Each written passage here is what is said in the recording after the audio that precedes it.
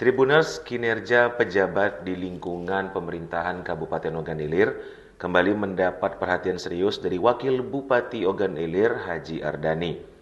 Nah, belum lama ini, tepatnya pada saat prosesi pelantikan PJ Sekda Ogan Ilir, Haji Ardani menegaskan bahwa seharusnya para pejabat itu mengutamakan pelayanan kepada masyarakat dan justru bukan sebaliknya.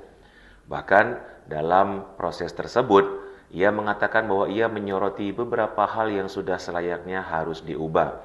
Terutama setelah ia menyoroti adanya kebiasaan camat yang diketahui menyiapkan jamuan makan dengan biaya yang sangat besar, yaitu sekitar 10 juta rupiah setiap kali ada pejabat yang berkunjung ke daerahnya. Bahkan kabarnya, biaya tersebut juga ikut ditanggung oleh kepala desa yang ada di wilayah tersebut. Untuk itu, Ardani meminta para pejabat untuk mengubah pola pikir dan menyebut kalau sebenarnya jamuan sederhana saja sudah cukup. Ia juga menegaskan bahwa para pejabat harusnya kembali mengingat jika mereka adalah pihak yang wajib melayani masyarakat. Saksikan Saksi Kata hanya di YouTube Sri Poku TV.